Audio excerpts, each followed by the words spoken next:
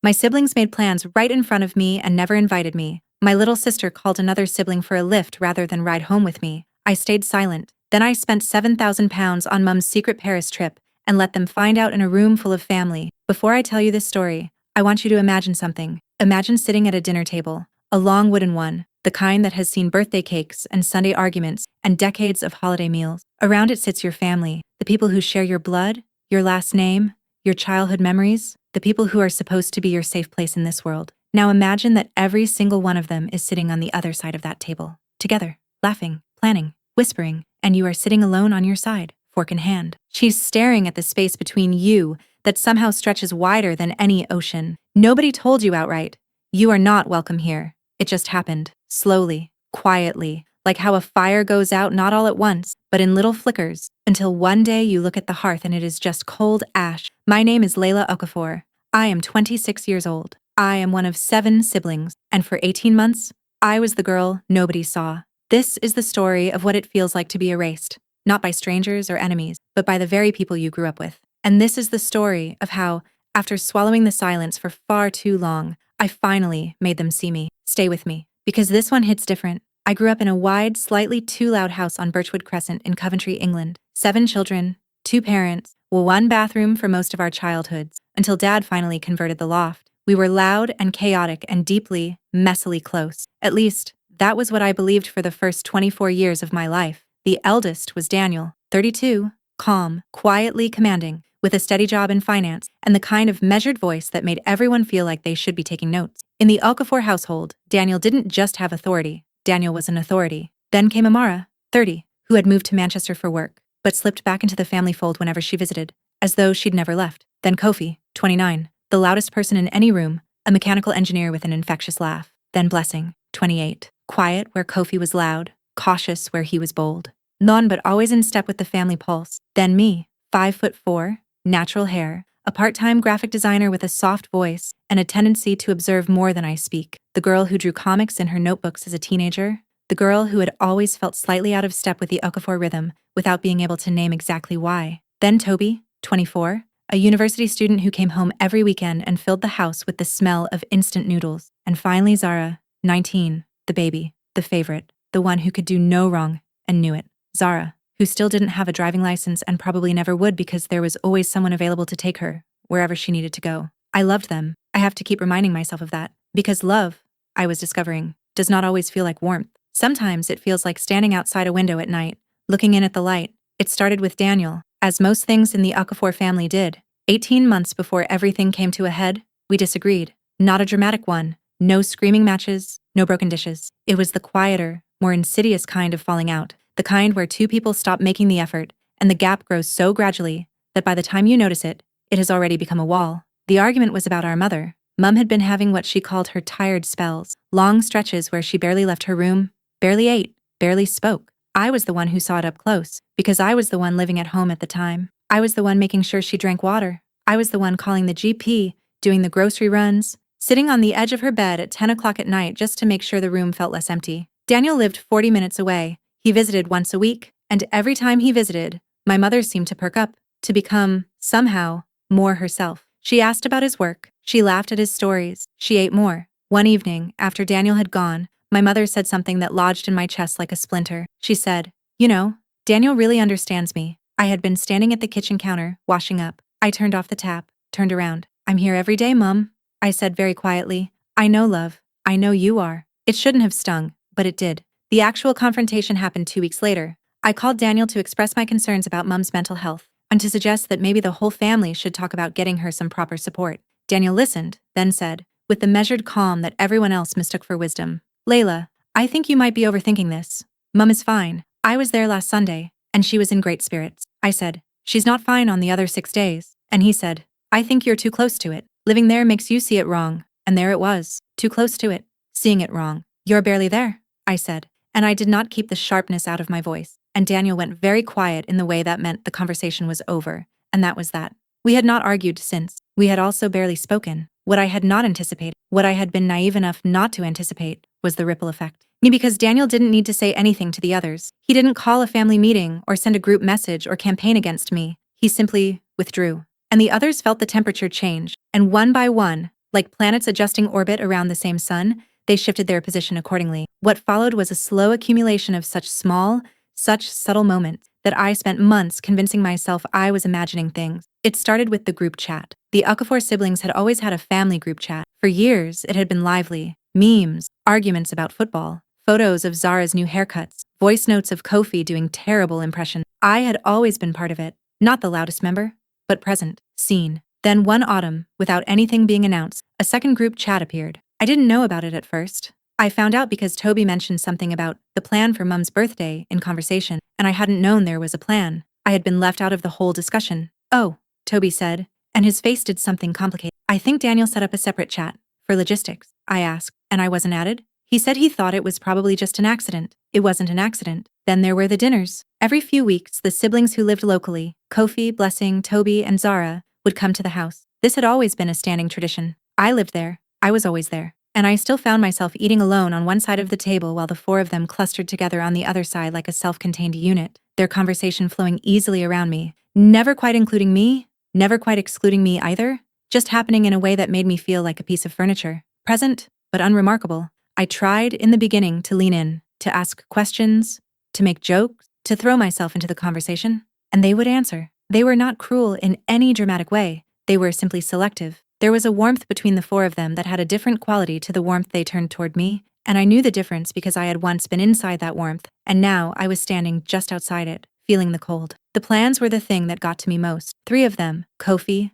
Blessing, and Toby, started making plans in my presence as though I were not there. A weekend trip to Birmingham, a night out in the city center, a visit to a new restaurant that Kofi had read about. They would discuss the details, the date, the logistics, with me literally sitting in the same room, and it never once seemed to occur to them to turn to me and say, "Do you want to come?" One Saturday, all three of them were in the living room where I was sitting reading. Kofi had his phone out, pulling up directions. "Right, so it opens at noon," he said. "We should leave by 11 then," said Toby. "Blessing, you coming in Kofi's car?" She said yes. They left together at 11. I sat there for a long time after the door closed, trying to understand what I was feeling. It wasn't quite sadness. It was something older and quieter than sadness. It was the feeling of being subtracted. And then there was the Zara thing. Zara was the youngest, 19, still at college. Kai without a driving license and with no apparent urgency to get one because, as far as Zara was concerned, older siblings existed primarily as a taxi service. I had always been happy to drive her. There was something I'd enjoyed about it. The easy company of a younger sibling, the half-formed conversations about her college friends, the music she played that I would never have found on my own. It had felt, in a small way, like its own kind of closeness, but that was before. One Friday evening, I drove Zara to a friend's house. The drive was fine, comfortable enough, if a little quieter than it used to be. Zara was on her phone for most of it, which was a 19-year-old business, and I didn't take offense. When we arrived, I pulled up outside and said, "Text me when you need picking up." And Zara said, in a careful, went neutral voice, "I think Kofi's going to come get me, actually." I asked if Kofi was going to be in the area. She said he might be around. I said nothing. I waited until she had gone inside. Then I sat in the parked car on a stranger's street for 5 full minutes before I felt able to drive home. I called my best friend Priya that night. Priya, who had known me since secondary school and witnessed the full history of the Okafor family dynamic, listened without interrupting. Then she said, "Layla, what are you going to do about this?" I said I didn't know. She said, "They're treating you like a stranger in your own house." I said it wasn't that dramatic. And Priya, with the particular firmness of someone patient for a very long time, said, "They made plans in front of you without inviting you. Your 19-year-old sister called in a different sibling rather than ride back with you. They've left you alone at your own dinner table week after week. How is that not dramatic?" I didn't have an answer. "It's just so draining," I said finally, and felt, even as I said it, how inadequate those words were for the weight I was carrying. Then came my birthday, 26th. I wasn't expecting a party. What I was expecting, what I told myself I was expecting, was approximately nothing, because to expect more was to set myself up for a specific kind of pain I was tired of feeling. My mother made me a cake, a small chocolate sponge with buttercream icing and my name written in her shaky handwriting. It was, objectively, the most beautiful thing I had seen in months. She told me my siblings were coming that evening, the local ones, Bai and Daniel, down from Birmingham. They arrived at 7, Kofi first, carrying noise like other people carry luggage, Blessing and Toby together, Zara last, still on her phone, Daniel at 7:30. He hugged our mother, said hello to the others, and nodded at me. "Happy birthday," he said. "Thanks," I said. We sat down to dinner. My mother had made jollof rice, fried plantain, and the chicken I had been requesting since the age of 7. In terms of the food, it was a wonderful evening. In terms of everything else, it was a slow, quiet study in how to feel alone in a room full of people. When everyone settled, Kofi, Blessing, Toby, and Zara on one side, Daniel is at the head, my mother is at the other, and me on the long side, by myself, facing 4 of my siblings across a table of food and conversation that never quite found its way to where I was sitting. They talked about Kofi's new car, a TV show I didn't watch, a family event I hadn't heard about, Zara's college application, apparently well underway, discussed in the secondary group chat for 3 weeks. I ate my jollof rice. I laughed at the appropriate moments. I was a perfect ghost. After the cake, after the candles, after my mother squeezed my hand under the table in a way that felt like an apology for something no one was naming, I went upstairs. I sat on my bed and thought, I am 26 years old and I have just eaten my own birthday dinner in near silence while 6 members of my family talked around me like I was a piece of furniture, and something shifted. Very quietly, very finally, I am done. Not done with my family, not done with love or hope or repair, but done with this. Done with making myself small enough to fit the space they offered. Done with swallowing the grief of it. Something had broken, and this time, I was going to let it break properly. Because on the other side of broken things, there is sometimes, not always, but sometimes, something new. The following week, I started writing. Not just journaling, a letter. A real one, addressed to all of them, written across 7 evenings at my desk in the small light of my bedside lamp. I wrote it carefully, with a precision I didn't usually allow myself. I did not write it to wound them. I wrote it to make them understand. I wrote about the group chat I wasn't added to, about the dinner table, about sitting in a stranger's street, counting to 5 before I could trust myself to drive home, about the Zara lift, about my birthday dinner, and about Daniel. The original argument, what he said, the too close to it, seeing it wrong, that had never stopped living in my chest. I wrote, I don't know if you realized what happened after that.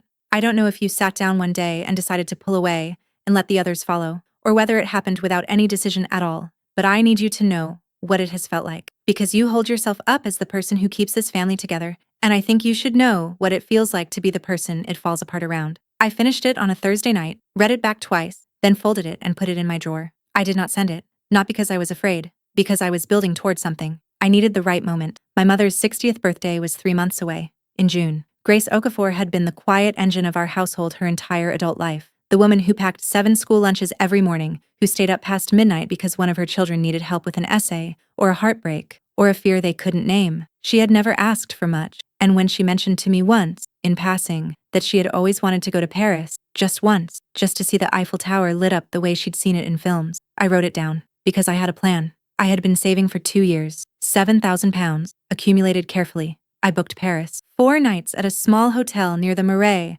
with a courtyard lemon tree and a breakfast that travel blogs said made you feel like your real life was elsewhere and you had finally arrived. I booked a dinner on the first evening at a restaurant my mother would love. Proper food, candles, no pretension. I booked a guided evening walk to the Eiffel Tower on night 2, the kind that ends with the tower lighting up gold and diamond white against the dark sky, and everyone going quiet because some things are genuinely beautiful, even when you expected them to be. I got a second ticket for Priya, who had been to Paris once, and cried the whole time because it was so lovely. I had a journal made for Mum, her name embossed on the cover, filled with my own drawings of things and places she loved. I told nobody except Priya and my mother. I sat Mum down one Saturday afternoon and explained the whole plan, and she cried, and then laughed at herself for crying, which was very her, and then held both of my hands and said quietly, "You are a good daughter, Layla. I see you. I always see you." Those words. I kept those words. In the 3 months before the trip, I did not change my behavior with my siblings. No warnings, no speeches, no hints. I showed up to dinners. I answered messages. I drove Zara to college twice without being asked. I was there,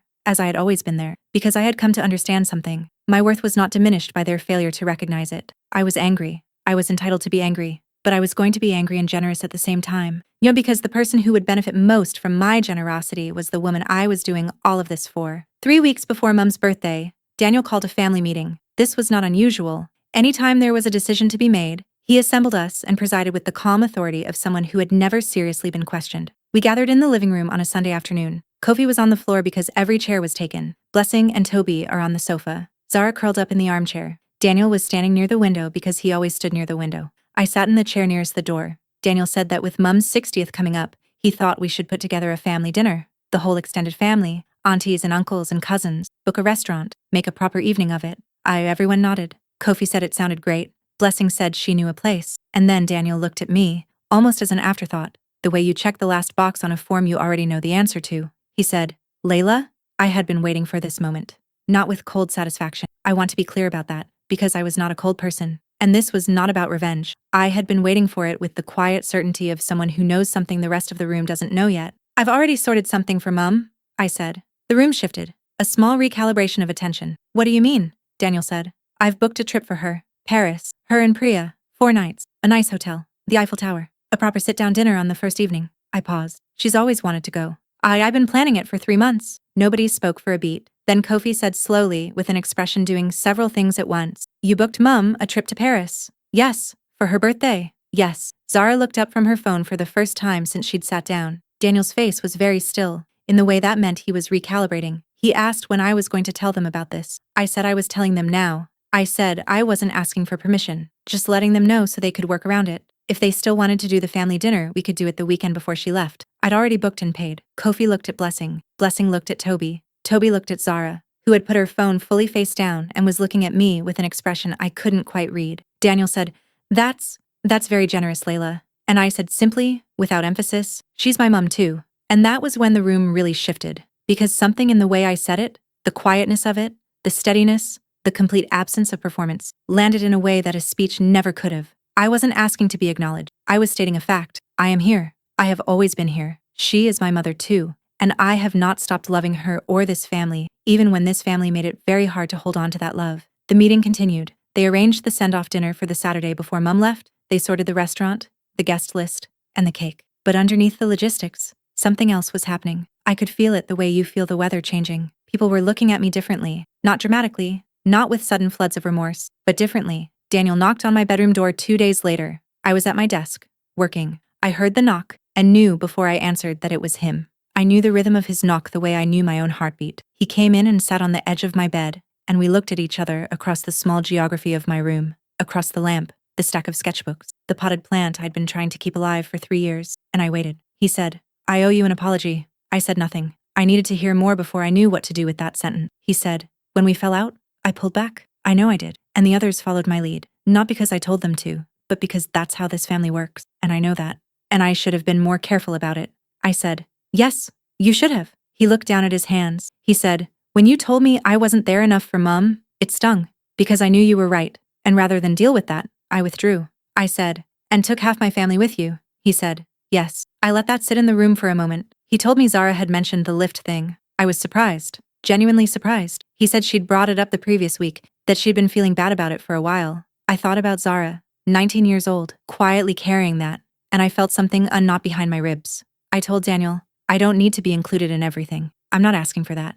I'm asking to be seen, to be a part of this family instead of an observer of it. That's all. He said he understood. I told him that when he went quiet after our argument, he made me smaller. He didn't mean to, maybe, but he did. And everyone else made me smaller because he was quiet. He said, I know.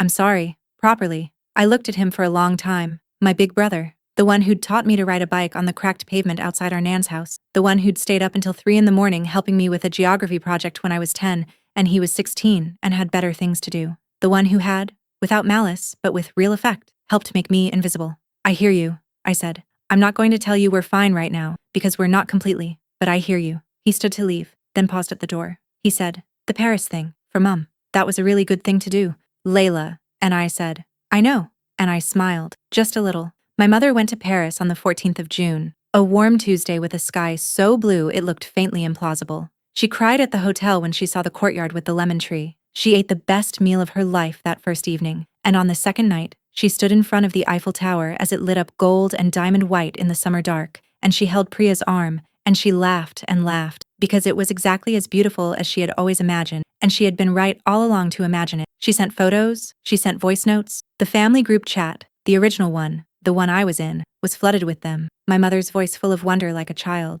as the 60 years had lifted briefly, and what was underneath was the girl who had always wanted to see those lights. In the chat, Kofi sent, Mum, look at you. Who did this? And Zara, our youngest, who had been quietly carrying the weight of an October evening for 8 months, replied, Layla did this. Give her credit. Kofi. Layla. Toby. Layla. And then Kofi sent, okay, actually, I feel a bit bad.